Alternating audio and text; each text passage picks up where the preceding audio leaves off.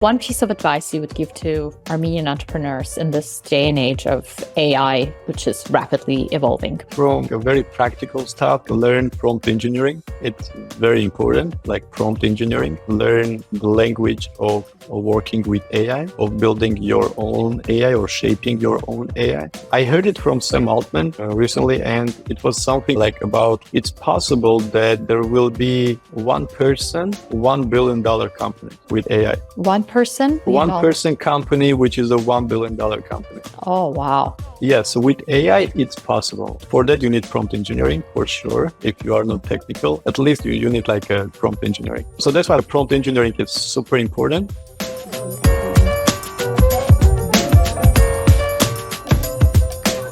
Hello and welcome to the Soulful Entrepreneur podcast. I'm your host, Lucy Stepanyan. The purpose of this podcast is to get into the minds and the souls of entrepreneurs and peek into the inner processes that result in multi-million-dollar enterprises. You can treat this podcast as a therapy session with entrepreneurs to learn about their brilliant minds and souls. Today's guest is a master of reinvention, continually reshaping his career path and fearlessly exploring new territories. He defies the constraints of conventional lanes, fearlessly venturing into diverse spaces and embracing failure as a stepping stone towards success. He is the founder of SmartgateVC and Hero House, co-founder at Draper, entrepreneur, Ham Bartum Karketian. Welcome, Ham. Thank you so much for being here today. Hey, Lucy. Yeah, thank you for having me. By the way, this was probably maybe the most interesting introduction I've ever had. Well, that's the goal. We're in Soulful Entrepreneur podcast. So I was trying to peek into your soul in our first meeting. So I'm glad you liked it. I wanted to start this conversation with a poem, with actually a short abstract from a poem that kind of seems that resonates with you since you used it in some of your articles before. I'll read just a part of it now. Where the mind is without fear and the head is held high, where knowledge is free, where the world has not been broken up into fragments by narrow domestic walls, where words come out from the depth of truth, where tireless striving stretches its arms towards perfection. Into that heaven of freedom, my Father, let my country awake. So this is a poem by Rabindranath Tagore, and I wanted to know, what is the significance of this poem for you? Actually, that's very interesting because like a couple of days ago, like I somehow reread this again. So the significance is actually, so it's soulful. So there is soul in this like poem. In many like really great poems, there is soul, right? And then like the way I used to think about like different things is that like every form. Like every form without spirit is kind of useless, it's kind of dead. And spirit basically means like inspired soul, right? If there is a soul which is inspired, and the word inspiration is pretty interesting too, like inspiration in spirit, right? So it's a soul which is in spirit, kind of. So like if we take this dimension, that okay, so any form without like a real inspired soul, it's dead. By the way, like I want to also like make it a bit more practical here, like the difference between, let's say, real institutions and the institutions which exist but not maybe so effective and so real, is that the real institutions, they have soul, and the good example could be like some of the scientific institutions in like developing countries and in developed countries, because the way I saw like that some of the institutions were like coming to this world, like there was a group, there was like a one person or maybe a group of people which were like these real souls, and they were doing something, and they were doing keep doing. They were creating value, and at some point they got a building. It became the Institute of AI or whatever, and now they are going like forward with their institution. And we can also see the other case, like which is a case like in Armenia and many like post-Soviet countries, that they are allocating a building and thinking, okay, let's put all these people into this building and we'll get something, right? And usually it doesn't work until there is this spark of the soul or spark in the souls of people. So there's this inspiration thing. Yeah. Thank you for bringing that up. So essentially what you're saying is basically there's a difference between inspired action and action that is just done for the sake of doing something. Are you striving in your life, in whatever you do in your ventures, to go for inspired action? And how do you get there if you are able to do that? That's not an easy process, right? It takes evolution and transformation. Yeah, so the answer is yes, absolutely. That's how I decided to live my life maybe some, I don't know, 10, 15 years ago, like about 15 years ago, probably I made this decision that, okay, this is how I want to live. And the way, actually, it was inspired by Steve Jobs, in a sense, and like the famous question that he was asking himself, okay, if I knew that I'm going to die tomorrow or like in a few days, so like, would I do whatever I'm doing today, right? And if the answer is no, like for a few like consecutive days, then it's a signal to change something. Basically, it's about treating ourselves not as immortals, but as something really that's going to die at some point, and bringing that into this equilibrium, into this formula. Okay, so if I die tomorrow, okay, but because in face of the death, it's like you can sort out many things, like when you are facing that, like you understand what's really important, what's not. So that's why like having this concept of, let's say, working with that as this kind of like abstract, that's quite effective, like useful, beneficial in my opinion, for creating also the joy. Not only like being effective like implementer, like a doer, but also like creating joy, creating fun whenever you go. I think that's also like a part of this important formula, like to have fun, to like in whatever you do. Yeah, I love that you talked about that, because I think it's important to understand that when we are taking action, it's more about the process than about the result. Because yes, results are important, the ultimate product is important, but if the process of creation, you treat this as a means to an end, then usually the result is also not great. Would you agree with that? I agree. Like a Western world, like it's used to like treat everything like looking at everything from the lenses of like being more effective, more productive, which is by the way a really right thing to do, really great thing to do. But in my opinion, the secret of like a meaningful life, if you will, is in balancing the, if you will, like a west and east, in balancing the fun and then the fun and joy of doing something with also like the really tough execution. Because in order to be like competitive in today's world, you have to be like a tough executor. And make decisions which are not like really comfortable for you maybe, and also for other people. But if there is this bigger understanding, like a realization of the mission of this big thing there, why you are doing this stuff. So those are getting like less important, and you can move on. Probably could talk about this on and on.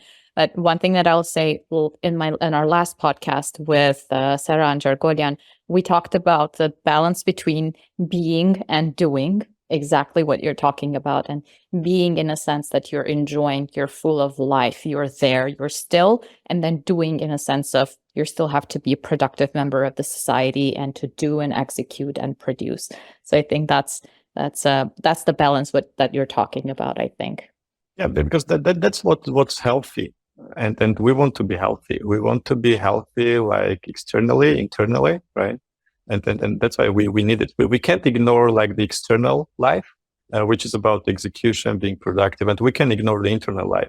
Like what's the purpose of being like a billionaire, but having like a miserable life, right? Yeah. So you need both of them. Yeah, that's true. And last thing I'll touch base on, and you mentioned Steve Jobs and his obviously like the famous commencement speech and talking about like if you're not doing today what you would do it in your last day, then what are you doing, right?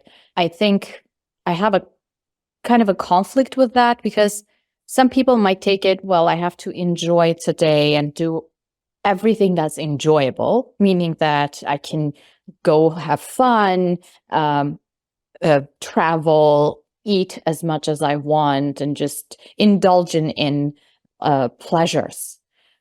Which I don't think this is what he meant, but that could be an argument some people could bring. How would you oppose that argument? Look, I believe that you have to do what your soul wants, and the key is going to be to figure out what are your soul's desires, right? You have to follow your soul's desires. And if your soul really wants to party, you have to party. but you have to be like responsible, like to understand whether that's really what your soul wants you to do, or that's maybe a momentary like a desire, like coming from another place. No, I agree. I think that so often we don't know what our purpose is. We don't really know what we want, and we just think conventionally what the society gives us as label. So this is fun, this is prestigious, and we follow that, which is really not exactly what we want because we don't really know ourselves. Yeah, look, it's easy. Like I think I understood what many people want, and they want like two things. They want comfort in the outside world, and they want comfort in the inside world. Whenever we are not comfortable with anything outside and inside, that's a trigger for action, and hopefully like action, inspired action and full of intelligence. But that's what we want. I think that's where everyone consciously, subconsciously is going to like we want to have comfortable external and internal life, and it's quite simple once you realize it. And then discomfort comes and disrupts that and makes us think and makes us act. But in many cases, I would say that it's not a conscious action. It's just a reaction to the external stimuli, and it's not really purposeful. It's not well thought out. Yeah, you have to be you have to put like a really good amount of thought into important decisions. Like before important decisions, you have to do your homework. But because sometimes things can be influenced by other people, like social media. I don't know, the thing, your desires can be not actually your soul's desires. Exactly. Yeah. I want to go back to the start of your career and talk a bit about your first job, your first experience. You grew up in Armenia, you graduated from Slavonic University in Yerevan, and then you got your first job. To talk about your first experience, was this a thoughtful, conscious decision to go into that space, or did you just go with the flow and went with the first job? Look, back then I really wanted to contribute to a better to improvement of Armenia. So that was actually one of the things back then, very, very important for me. So my first job was in the Ministry of Economy. And I joined as a junior expert or junior specialist. Then you have to grow into expert. So I joined as a junior, and later on, actually, when we became friends with the person who was in charge of the hiring decision, because I was 20 years old and I was almost right after the university, and also I wanted to put myself into work. Because before that, I didn't actually work for money. And this was the first time I wanted to work for money. Although my first salary was $100 a month, and it was even less than I was spending on my transportation and food. But I wanted to put me into work.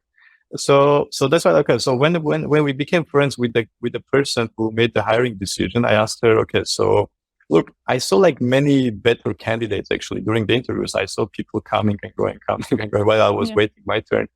And I said, why you didn't pick them when you picked this guy, green, very green and right out of the university? like she said, okay, so we wanted someone like smart.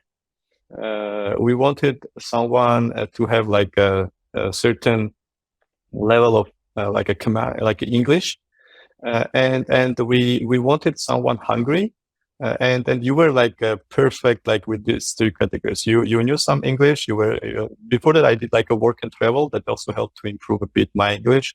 So in US, so okay, so a bit of English command, like hungry, and also like ready to work for $100. So that was also another thing. Like I was like one of those who were like ready for work for like this $100 salary. So yeah. Yeah. So you were hungry and foolish. So you stayed hungry and foolish throughout your entire career, I guess. How has that hunger evolved eventually in your career? Has that subsided a little bit, or is it stronger than ever now? Look, I believe like hunger is probably the driving force like of our everyday lives.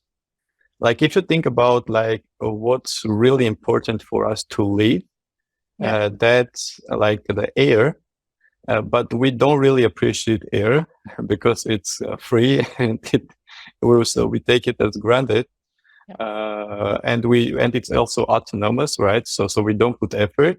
But for hunger, you have to act like that. That's one thing which really like moves us, and it can be like a hunger for different things. Again, like if you are like attuned to your real like desires of your soul, that probably will be like beneficial for you in the long term and for anyone else, in my opinion. So my hunger initially was there were a couple of like soul desires, which in my opinion I fulfilled. Yeah. And now like when I look, okay, so what really drives my hunger today is like understanding better the world. That's probably where I am. So I'm really hungry to know the world, to understand it like better than I understand it today. So that's what really drives me at this point in my life. I think that's interesting. And what are some of the tools that you use to understand the world around you? Is it just knowledge or curiosity? What do you do to make that happen? Look, it's curiosity actually. Like one thing which at least now differentiates like people from AI, it's the curiosity. So that's quite interesting. If you look like into the curiosity and try to also like track its origins. The way I see it, because AI is not concerned for its survival, at least now, right? Mm-hmm. So and humans are always concerned about their survival, and that's like the how we anthropologically designed, right? So we have to survive. Yeah. And I think like curiosity like originates from somewhere there, like the survival thing. So yeah, because you want to understand better the world in order to survive for you and for your like for you want to make sure that your DNA survives, right? Yeah. So that's why first part of your life basically like you are working on like making sure that you can like spread your DNA, and from the point that you realize, okay, I spread my DNA, you want to spread it more, and you want to take care of your like upcoming like of your kids basically, right? Of your DNA. So and that's the second part of the life which I recently entered. And it's a like a life shifting experience, like becoming a parent, in my opinion, because that's where you understand. Okay, now there is like another part of survival which wasn't there before. Now I have to take care not only for myself, for my DNA in this form, but also in the DNA for the DNA in that form. And so that's why like a parenting, in my opinion, that's also like and that's one of the experiences in life. Yeah. Yeah. I love how you talk about how you talk about your kids. My DNA, not this DNA, but that DNA. It's pretty anthropological. Yeah. The DNA in another form, right? So, Yeah. yeah. No, that makes total sense. Your priorities changed, obviously, with becoming a father. Have your interests also changed, and how has that evolved, and how has that affected your career and life, professional life, I mean? Yes. So when you enter like a Hero House office in Armenia, and there is this really big saying. It says like a bullshit-free zone, like with very big letters on the wall, like really big, like thing you can't ignore, like a bullshit-free zone. And that was done on purpose. So anyone who enters the Hero House, like the first thing they see is bullshit-free zone. So so when you become parent, your like tolerance like towards like a bullshit, it actually it decreases more. So whatever was your like a bullshit tolerance, and in my case it was like really low. It's like I can't tolerate like something which doesn't make sense or doesn't come from the right place. But now, like after the kid, it got even stronger. And actually, it's something like we like I was discussing with a friend of mine. He was saying like, okay, so how your life changed? Basically, the same question. And he said, because I asked like another person, like who is like very like a successful entrepreneur, and he said, okay, after becoming father, I became like the same, right? Less bullshit tolerant. And I thought about it, and I can like absolutely relate to it.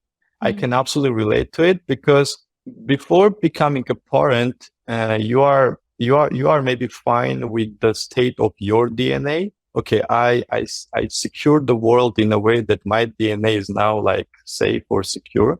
But after like there's a continuation of the DNA, so you start thinking about it like, okay, but whatever I did now is not enough, because I need to do something more. I need maybe more resources, more security, like for my DNA. Yeah, and you become as a result like a less tolerant to bullshit, like more focused, because yeah. So that's how I see where it's coming from. Yeah. So less tolerant to bullshit, less selfish also, I would say, because you're making sure that, well, it's still kind of selfish because you're thinking about your offspring, but in this case, you're not necessarily thinking about you personally yourself. You're thinking about the larger world and the environment that your offspring lives in that case. So I would still say less selfish. Yeah.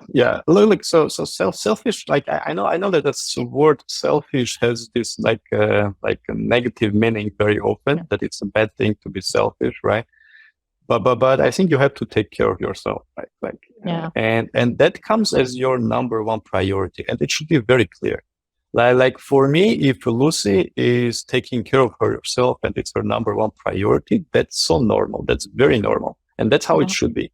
If it's not like that, then whether Lucy is on like a super like bigger mission, now she took responsibility, let's say, of a bigger family, and now okay, she may like sacrifice like her physical, let's say, existence, maybe, if she wants to do that. If we talk about the regular like selfishness, I think it's very like a healthy thing, because if you don't take care of yourself, you are not actually healthy, or you won't be healthy in the long term, and you won't be able to take care of also other people. And if you don't like really love yourself, you won't be able to love others, because in my opinion, the love actually starts with yourself, and that it becomes like more and more. That's now it's more than enough for you, and you start spreading. But the love starts actually with you. So it should come from inside. Yeah, and I think we had Larissa, the founder of Teach for Armenia, on our podcast, like the second episode. She spoke about exactly the same thing. As when she became a mother, the sense of love amplified, and the sense of love for herself first actually amplified. And then she realized that she's enough. And obviously, like you just start loving someone else, sometimes more than yourself, but she still realized that it's so important to prioritize yourself. So I love that. It's important, especially for Armenian parents, to remember that, since we usually tend to put ourselves in the second place when the kid arrives. But if you don't prioritize yourself, it trickles down to the child, and the child suffers as a result of that, I think. Yeah. Look, it's fine to like also prioritize yourself. Like let's say put you into second priority, because the continuation of DNA in this new person actually. So I think what you are optimizing maybe subconsciously is the DNA continuation, right? Mm-hmm. So in order to be, in my opinion, like a really like a positive force or a member of society, you have to love yourself. It should be healthy love. It should be healthy love, which is forgiving, which is giving, right? But you have to love yourself. I love that. I can't imagine someone who doesn't love himself, herself, and being like a positive, like a member of society. I can't imagine. Yeah, no, I agree. I think that not loving yourself results in you being angry at the world because you actually don't love yourself. You forgot how to love yourself. I think that's very important. I wanted to go back to your career timeline. And so you started your career at the Ministry of Economy, and then you actually moved very short period of time. You switched your careers and started working for the World Bank. What was your experience like? World Bank Armenia, right? What was your experience back in the shift, and did you actually make a conscious decision to shift, and why did you do that? Look, so I was in a sense like promoted to work in the World Bank. So because the reform I started to work on like in the Ministry of Economy, it was from the first days like supported by the World Bank. And then the person who was in charge of being this like a focal point, like from the World Bank, like for our project, he moved to another country. So there the place was vacant, and they sent like letters of interest to many people, and I also applied. So as a result, like I was selected and joined the project. Basically, it was the same project, but from with another role. Mm-hmm. And actually, it was interesting shift, because before that, I was like looking into everything from the eyes of the Ministry of Economy, like or the government, because it was like a government project with the secretariat of the project being in the Ministry of Economy. That was kind of the design. It wasn't like a functional Ministry of Economy thing. It was more like a government project with like a special team there. Mm-hmm. And now like moving to World Bank, actually, what was interesting, I started saying things which I didn't before. Because the reform was more complex than what I imagined, like in the Ministry of Economy, and because I started like now. So because when you are a government, like the relationships between the World Bank and the government are, when you are a government, you are the client, and the World Bank is the service provider, is the consultant, advisor, funder, right? Like it has like many tools to use. So when I was the client, like, okay, so we need this, we do this, we need this, we did this, right? And I wasn't like much also involved in the stakeholder engagement in like working with like secondary stakeholders. But when you are like in the organization like a World Bank, which is running at the same time many other projects, right? So now I started like also connecting like different projects within the government to one another, right? Okay, so we are doing this here because it affects like something here. Like, for example, we are doing something in nature protection, but it also affects the energy sector, right? Yeah. Initially, you might not find this kind of like links there. So that was like a quite eye-opening experience. Like I started like understanding better how things work. And how things work like in governments and around governments. So there were things I absolutely loved. There were like amazing things, especially like the learning like the capacity building in the World Bank. Once you enter a World Bank, basically you kind of have like an available, so you have like unlimited resources like available to you for your like development, for your self development as a specialist. Like you can get different courses, like talk to people who are very knowledgeable. So that was like something I really loved. What I didn't love back then, and it's due to my probably like being like so young, because when we are young, we are trying to maximize everything, like just maximize it, right? So what I didn't like back then, that was this like necessary consensus that you always, especially like in this kind of organizations, there's a consensus in play where you are kind of you have to be also like a pretty political. You have to understand, like you have to count, you have to work with the interests of other parties, whether they're organizations or peoples. And so this is what I saw from like in the World Bank, which I haven't seen like in the Ministry of Economy. And there were like cases where I saw also a kind of like a conflicts of interest. And with my like a maximalism, I couldn't tolerate it. And as a result, like I started thinking, okay, whether I now need to accept it or not. And because I was like in my early 20s, like I joined World Bank when I was 23, and like I left like when I was like 25 or 26, and then back then I was like trying to maximize everything, and back then I wasn't ready to go like for a consensus. So it came like very naturally that, okay, am I ready for it? No, I'm still kind of young, right? Okay, then probably I need to find something else.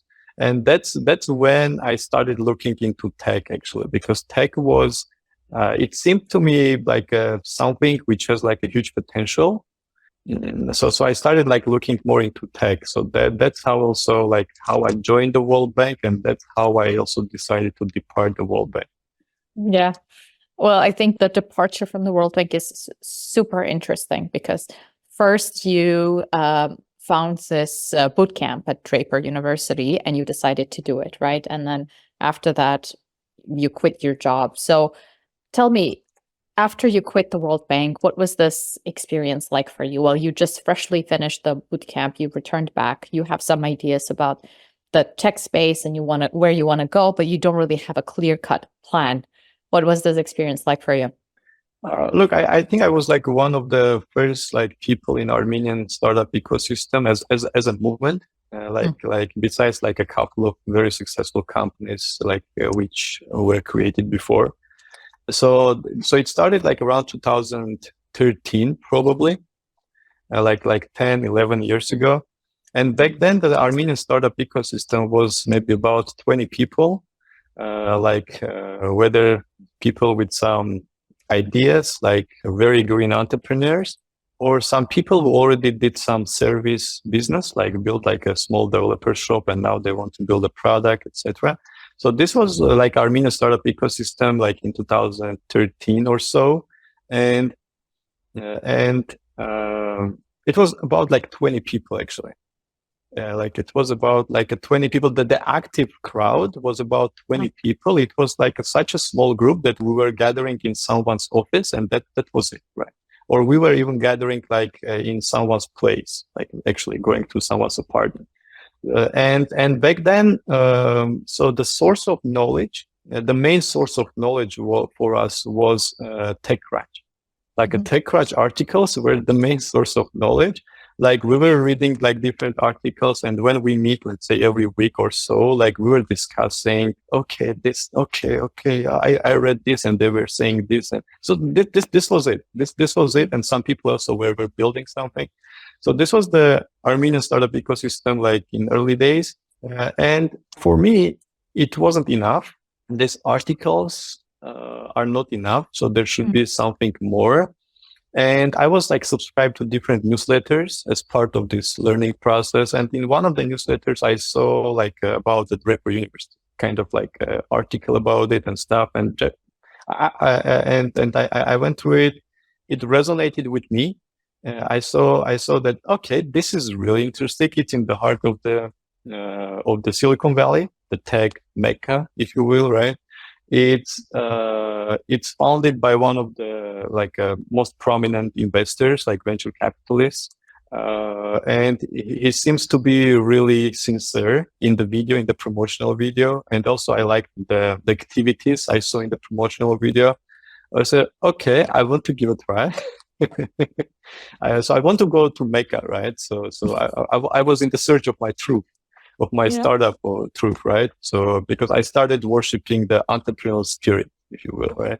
So that was like the beginning of my journey. And what actually happened back then, it was like a very, very like a wrong thing to do. But I went to my manager at the World Bank and I told him, in 2 weeks, I'm flying to this program for 2 months, and that's it. And he's like, kind of like, wow, like, so that was kind of his reaction, and I knew, okay, so we are kind of done here. Yeah, I went to Silicon Valley. It was like amazing 7 weeks program. Now they cut it to 5 weeks. They still do the program. It's called like a hero training.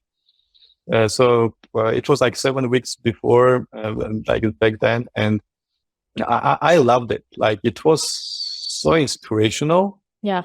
When I returned to Armenia, I know that like most probably I won't be continuing with World Bank anymore because of many reasons and some obvious ones.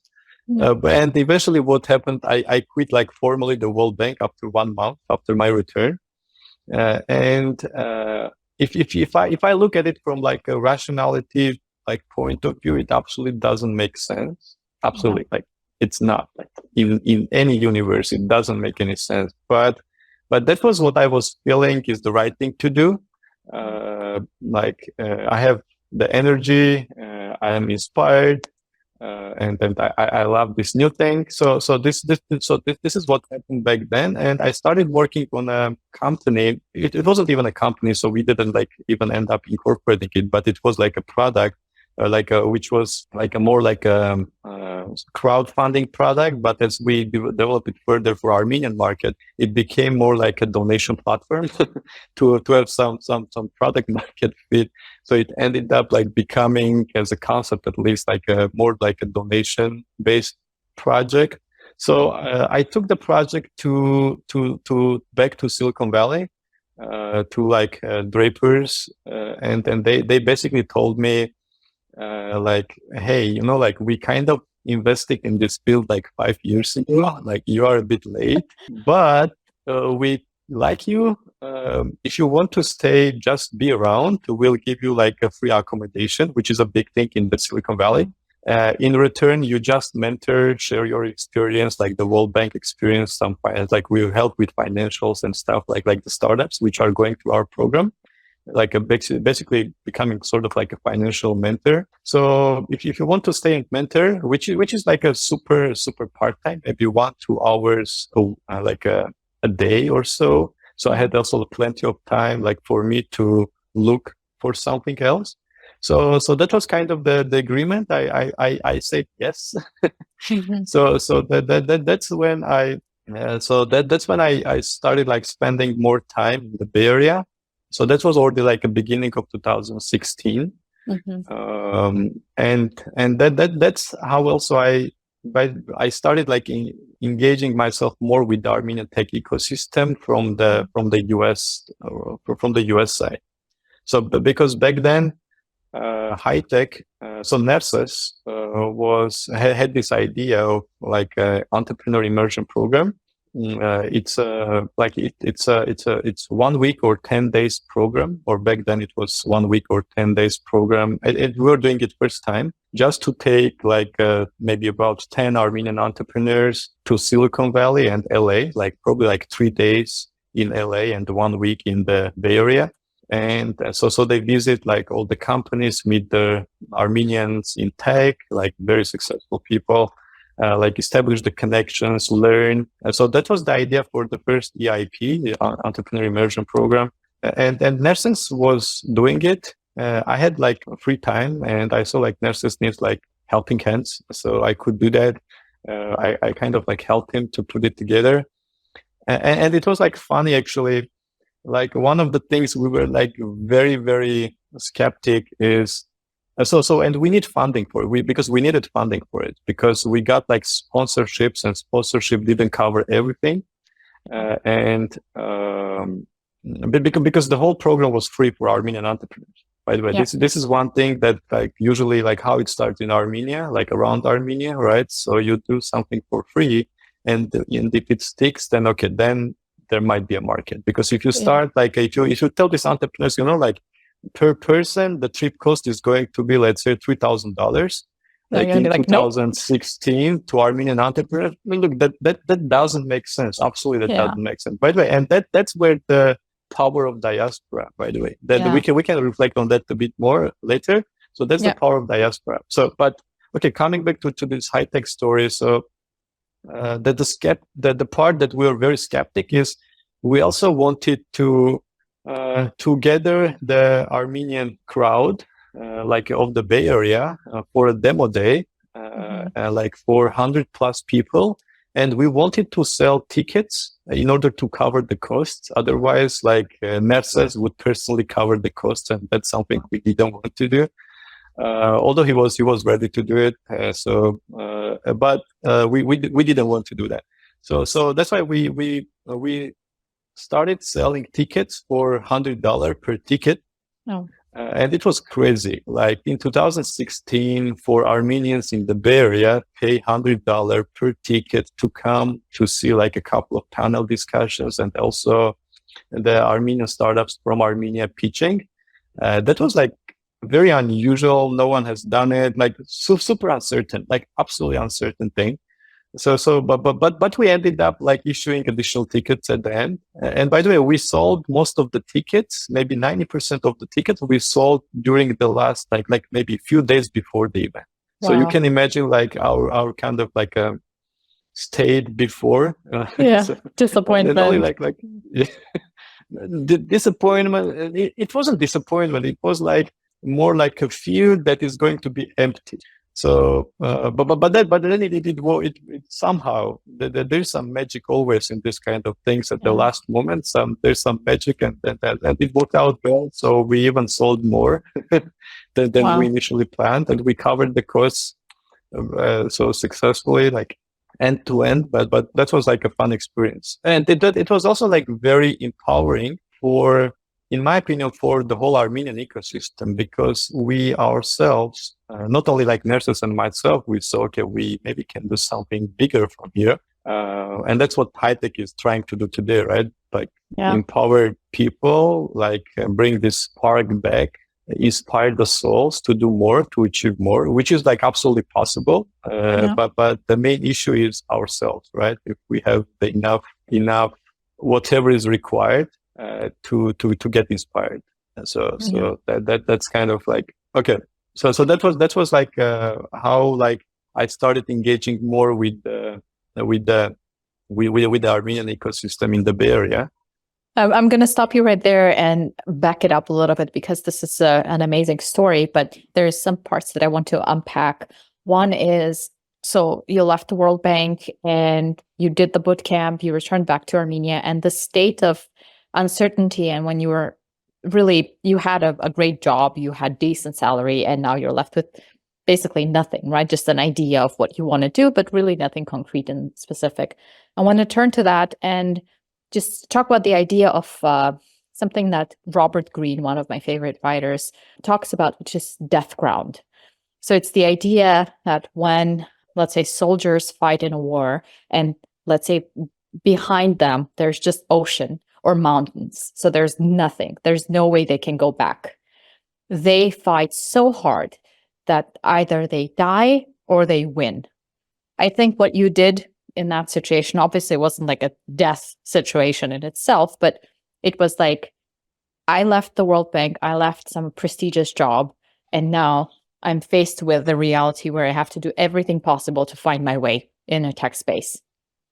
Was that how you felt at that point? And how did you feel? How did you manage this uncertainty and difficulty? Look, I actually didn't have any fears and doubts because I already, in a sense, like faced the death, right? At least hypothetically. So because I was asking myself if the question that Steve Jobs was asking, right? If this is my last day, basically I'm facing the death. Okay, would I do it? So because the good thing, like all this like prestige and like feeling of security, it goes away in the face of death. And that's why my answer was very simple to me. It wasn't hard. Like it was okay. If this is my last day, I want to do it and continue doing it. It was no. It was like a clear no at the World Bank at this like last period there. So that's why it was like a very natural. And I didn't feel I didn't feel that this is something extraordinary. I felt it's just the next chapter. It's starting, and I need to do that. That's it. It was quite simple there. Like no much emotional drama. Interesting. Yeah, because why I'm asking is because I faced this myself when I moved to the US. I did my degree, I graduated, and I left the whole life back in Armenia where I had it more or less stable and settled. And now I'm faced with so many options and so many decisions. And I felt really anxious. I felt a lot of emotional distress in that time. So that's one of the reasons why I wanted to talk about that a little bit. But great. So look, if I can like bring like just a small story into this, like is maybe it will be interesting for some of the audience, like like this concept of working with debt, like constructively working with debt. Let's call it this way, right? Is in my opinion like is one of the beneficial things that anyone can do. And for example, like when you are when you are going through like a yoga training, like in India. Like many like young yogis, they meditate at like a cremation ground, and they go there at night. It's super scary, right? And they meditate at cremation ground because because that's part of this like constructive work with that. And because when you are facing that, you are really cleaning yourself from all the unnecessary things, from all desires from all non-soul desires, right? Because we're talking about the desires of the soul. And because I was like practicing it in my way before, like always asking me this question. So that's why it went easy for me. But I just wanted to like highlight this importance of, like constructively working with the death concept, right? Yeah. Okay. If this is my last days, what I'm doing, because that's where you really can hear your soul, in my opinion. That's where all these things which are unnatural, they depart, and your soul is there. Hey, before dying, I want to do this. Okay, so please, let's do this. This is your soul like begging you. So I love that. I think it's such an important thing to do, just to concentrate on a larger scale, because we are so immersed in our everyday lives in things that are not important, things that might not be relevant in a week from now or 5 years from now. But we are so immersed in that we forget actually to step back and think about, okay, I am actually a mortal person. I will die at some point. What is it that I want to leave as trace? What is it that I want to do during this lifetime? And who am I? And all those questions, which I'm not saying what I really want to do exactly. Yeah. Exactly. So I'm not saying person has to think about it on daily basis, but you have to really step back and do this exercise kind of from time to time, and just to have it in mind. Look, maybe you can treat it even as a I don't know, like a mental cleaning exercise. Like every day you are cleaning your teeth, right? You're spending a couple of minutes to clean your teeth, and maybe like the best exercise, like for cleaning the brain or the mind, would be like asking this kind of this kind of questions. So because that will clean up a lot of things for you, like internally, externally, and I don't think it's going to be something negative for you, really. I haven't seen anyone that works constructively with the concept of that doesn't appreciate it. And as a result, like their quality of life suffered. No, they became like more content. They became like more comfortable with the external and internal world. So I think it's a good thing. And if yogis, they do this, probably they know something. They know something we don't. No, I agree. And last thing I'll say on this is you can incorporate the idea of death and like end or deadline into your everyday life. I think the science of productivity also talks about this. When you don't really have a deadline, when there is no clear end until when you need to do something, usually people don't feel the urge or this fire in their belly to do something. And when they don't have this fire in their belly, where it just urges them to get something done and to create, then their life just kind of, I'm living I'll do it today, maybe tomorrow. Okay, I'll just do it next week. I have other priorities. When we don't have that urge, just like the person is not productive either. So I think it's important to think about that as an entrepreneur, because I think entrepreneurs have that fire in their belly as just a person who works for a company or just living your everyday life. Great points. Thank you.